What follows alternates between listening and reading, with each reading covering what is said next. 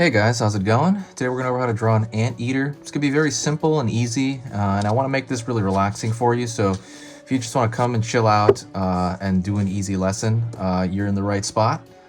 I'm going to be using this. This is just a brush pen, but you can use anything you want. You can use a pencil, pen, anything you want. I'm going to put a list of the supplies that I use in the description.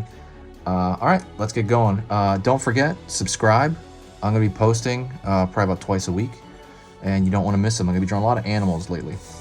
So, right off the bat, anteater, really cool looking animal. Probably one of my favorite animals to look at the zoo. And I'm going to start with this swoop. There is a swoop that the anteater has.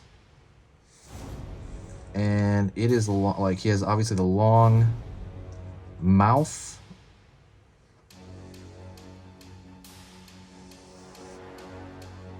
And it swoops back with his fuzzy tail. I'm going along the spine. That's what I'm doing. I'm trying to find the spine there. And I'm going to go in. I'm going to find the edge of his mouth. I'm going to pull up. Very, very cool. Very cool, amazing shape. Nature really designed this thing. Really amazing. Right to his throat.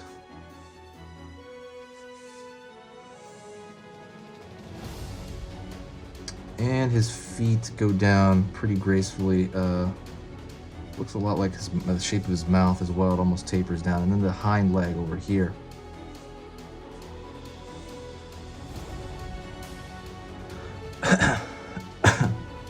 He has these little paws here at the front. It's going to be hitting the ground.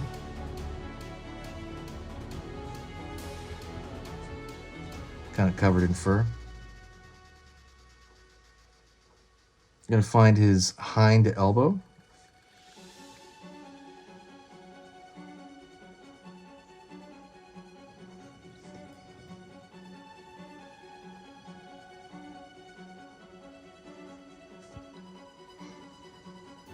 And it's a little bit of fur underneath his arm, and it rides up kind of part way through his back, very furry along the edge. And this is sort of the brush pen really comes in handy, because I can just kind of swish around and make a very fuzzy edge to it. And it works out because it's a brush pen. Pull into his stomach area. Down. Also long foot. Go down here to the paws. Like up here. His hind leg, it's really big in the back here. And goes up to his hind area. Pulling down. Far side foot.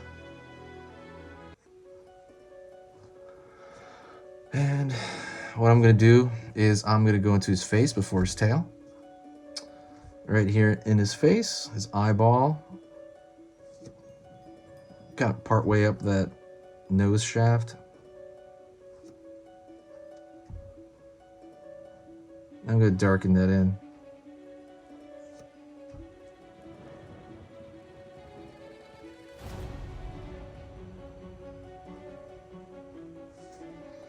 Then I'm going to go into the ear.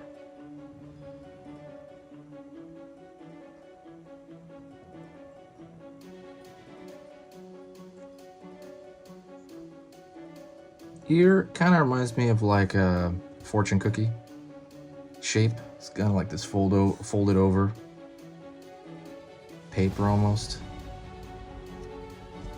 Let's go down back here to the tail. Tail's real bushy. Tail reminds me of like a mop or something that washes your car. Those things in the car wash.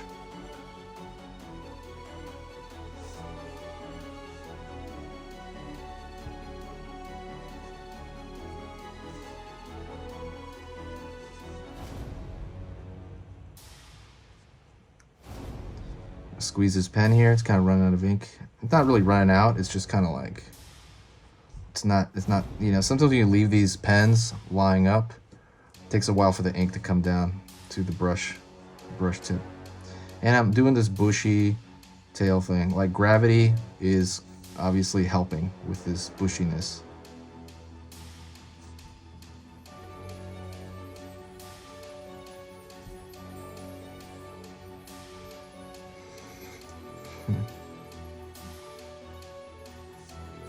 All right, so let me go into some shadow. Tend to have like a pattern along the side here. Kind of reminds me of like a car, and like a dark pattern at the side, on the sides. Line a little deeper here. And what I'm going to do is I'm going to draw a little bit of a dark line here because I want there to be some kind of shadow value.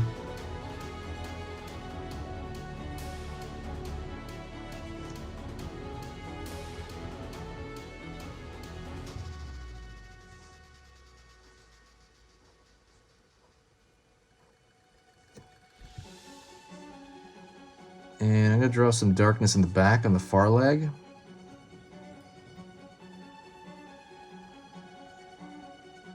I want that far leg to kind of recede into view, so I'm going to put some darkness back here.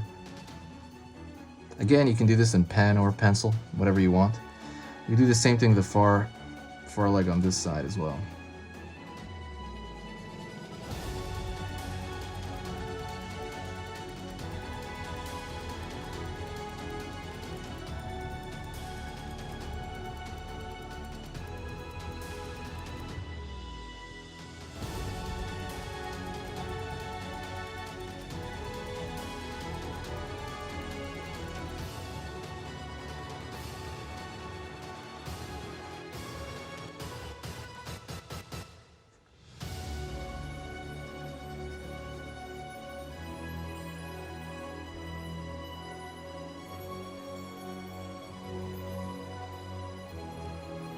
And give a little bit of darkness over here, back of the tail. I'm gonna squeeze this a little bit more because I really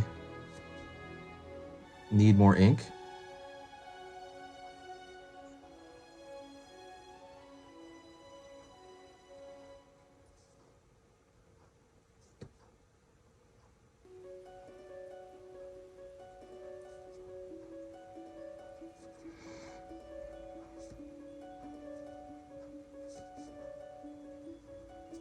Spend a little bit down here, and at this point I can just kind of toy around with the design. It doesn't really have to conform to any sort of reality. I'm just kind of putting some shadow down here, and it kind of looks interesting with the breaks in ink as the ink is kind of running out on and off.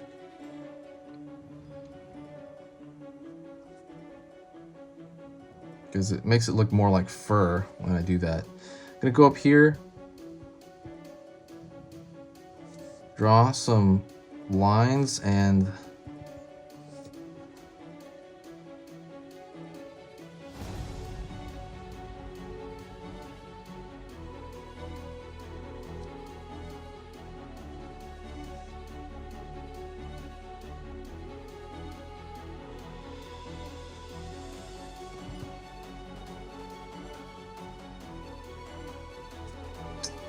more or less just kind of looking at it, relaxing. Remember I said relaxing is such a good thing, and you want to lose yourself when you're drawing. When you're drawing anything, you want to lose yourself in that world. I believe it was Steven Pressfield in the War of Art, not the Art of War. It's the War of Art. It's a book talks about procrastination for artists and kind of how you stop that. And I know he talks about how some people feel lonely when they draw, but you don't want to feel lonely. You have your art as your company. And I know that sounds really like dumb, because when I first heard that, I thought that sounded ridiculous, but it's true. As you kind of just start to really kind of just pay attention more to what you're doing and focus, you lose sense of time. Have you ever been drawing something and, you know, maybe an hour goes by and you're like, whoa, I can't believe that already went by. It's because you lost yourself. Hopefully you've had that experience. And you don't have to focus really hard. The idea is that you're just taking, you're sitting back and you're taking enjoyment in things you're doing. I draw like the tongue sticking out or something, I don't know. You're taking enjoyment in what you're doing, and that is when you get so many things done. That's when your drawing improves dramatically. That's when your urge to learn really kicks off. That's pretty much it. That's an anteater. If you enjoyed this video, please do me a huge favor and share it anywhere. Share it on Facebook, Twitter, anywhere. It does me a huge set of good. If you ever want private lessons per se, there's two ways to do it. One, you can buy my extended lessons that are on Gumroad and on Skillshare and on Udemy. I have those links in the description. I give entire tutorials on drawing portraits, on drawing the face. And also, if you go to my Patreon, I go over your drawings personally, and I fix them for you on video. And that's gonna cut a lot of time off of your progression. You're gonna zoom forward like years, several years in just a couple months by doing that, because you have anybody correcting your stuff and you're gonna learn faster. If you have somebody going over your specific drawings and they're gonna tell you exactly where, you know, you could change them or improve them or do something better, and then they go over it, which is what I do. I go over it in digital and I show you exactly what to do. Then you're gonna improve light years ahead. And you're not going to be stuck in the same spot for 3 or 4 years or 5 years or even 10 years. You'll be stuck in the same spot. I've seen that a lot. But this is the way to get out of it and accelerate it. So I'm going to put that link in the description as well. That's on my Patreon. And that's pretty much it. I hope you had a great time. I had a great time too. And say hi to me in the comments.